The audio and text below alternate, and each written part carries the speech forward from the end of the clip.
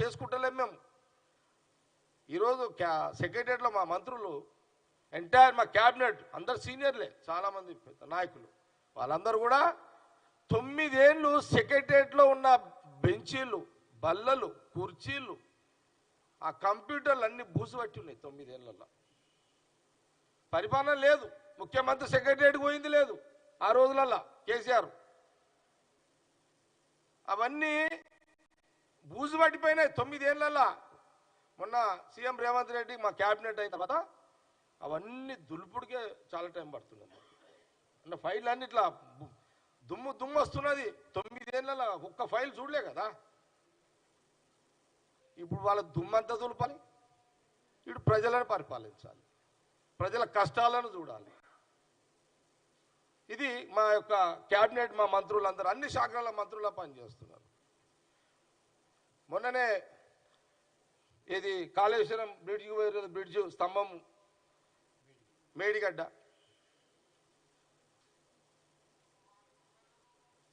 ఏం జరుగుతున్నది? ఏదైనా బ్రిడ్జ్ స్తంభం వంగిపోవడం ఉన్నదా ఎడన్నా? ఇది పిల్లల పరిష్కారం అయ్యే కథ ప్రాజెక్ట్ అన్నా ఏం మజాక్ అయ్యింది ఇదంతా? ఎవరి పైసా, ఎవరి లెక్క, ఎవరి జాగీరు, ఎవరి జాగిరు?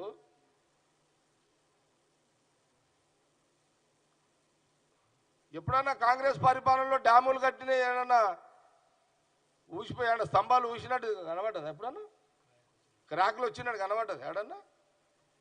మొన్న ఉత్తమ్ కుమార్ రెడ్డి గారు ఇరిగేషన్ మినిస్టర్, పొన్నం ప్రభాకర్ గారు, శ్రీధరబాబు గారు, పొన్నులేటి శ్రీనివాసరెడ్డి గారు, జీవన్ రెడ్డి గారు, కోమటిరెడ్డి వెంకటరెడ్డి గారు, ఎంటైర్ క్యాబినెట్ పోయింది మొత్తం. ఇదంతా ఒక సిస్టమ్ నడుస్తున్నది మొత్తం. అన్నీ కూడా చెక్ చేస్తున్నారు అంతా. ఇప్పుడు రైతులకు రుణమాఫీది కూడా వీళ్ళు మాట్లాడతారు.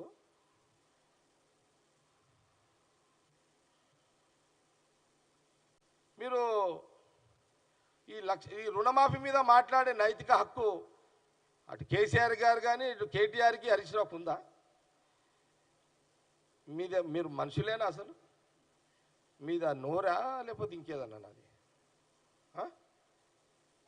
అది నోరా మోర్యా? నోరు అయితేనేమో శుభ్రంగా మాట్లాడవచ్చు, మోరు అయితేనేమో మురికి ముచ్చట్లేనా మీకు?